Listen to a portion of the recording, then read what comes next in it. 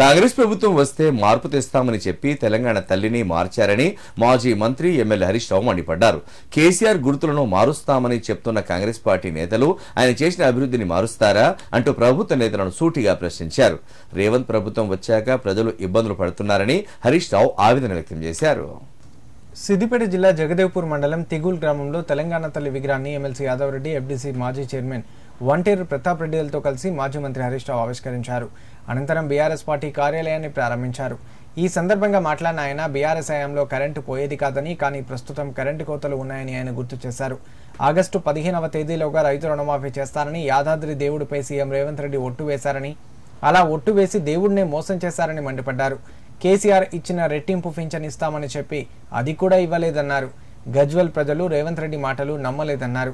జన్మలో కాంగ్రెస్ పార్టీకి ఓటు వేయమని ప్రజలు పేర్కొంటున్నారన్నారు. రైతుల కోసం జీలుగు విత్తనాల ధర 1100 రూపాయలు ఉంటే వాటిని 2200 చేశారని రేవంత్ సర్కార్పై నిప్పులు చెరిగారు హరీష్ రావు. ఏదైనా అంటే తమ వద్ద డబ్బులు లేవని అంటారని, కానీ అందాల పోటీలు పెట్టి వాటి కోసం 200 కోట్లు ఖర్చు పెట్టారని వివరించారు. జనానికి జీలుగు విత్తనాలు ఇవ్వలేని ముఖ్యమంత్రి రేవంత్ రెడ్డి అని ఆయన అభివర్ణించారు. కేసీఆర్ మళ్లీ ముఖ్యమంత్రి కావాలని ప్రజలు కూడా కోరుకుంటున్నారన్నారు. అందరికీ ఆదర్శం. ఇవాళ తీగుల్ మొత్తం తెలంగాణకే ఆదర్శంగా నిలిచిందని చెప్పుకోక తప్పదు. ఈ మాట ఎందుకంటున్నా అంటే ఈవెన్ మా సిద్దిపేటలో కూడా లేదు. బహుశా వేరే పార్టీలకు ఉన్నదో లేదో నాకు తెలియదు. కానీ టీఆర్ఎస్ పార్టీకి ఒక గ్రామములో సొంత భవనం కట్టిన ఘనత తీగుల్ గ్రామానికి మా కార్యకర్తలకే దక్కింది. రాష్ట్రంలో బ్రహ్మాండమైన తెలంగాణ భవన్ హైదరాబాద్ ఉంది, జిల్లాకు ఒక తెలంగాణ భవన్ ఉంది. యాన్నన్న ఉంటే మండల కేంద్రంలో ఉండొచ్చు, కాన్స్టిట్యున్సీలో ఉండొచ్చు. కానీ ఒక గ్రామములో సొంత జాగ కొని సొంత పైసలతో పార్టీ ఆఫీస్ కట్టిన ఘనత మా తీగుల్ బీఆర్ఎస్ కార్యకర్తలకే దక్కుతుందని చెప్పి మనం చేస్తాము.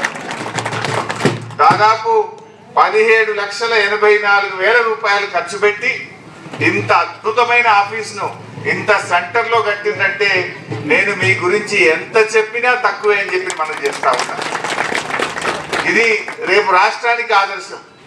ఊరూరికి చెప్తా తీగులో కట్టిన మీ సంగతి ఏందని అడుగుతాయి. అంత బాగా చేశాను. నిజానికి 2001లో బీఆర్ఎస్ పార్టీ పెట్టినాడు జాగ ఉండదు. పార్టీ పెట్టినాడు జాగ ఉంటే ఇవాళ రజతోత్సవం జరుపుకునే రోజు బిల్డింగ్ ఇనాగ్రేషన్ చేసాం. 25 సార్లు అంతేనా?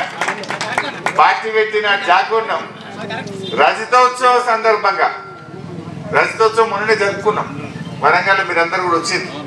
రజతోత్సవ శుభ సందర్భంలో రేపు తెలంగాణ రాష్ట్రం ఏర్పడ్డ దినం ఎల్లుండి 2 తారీఖు.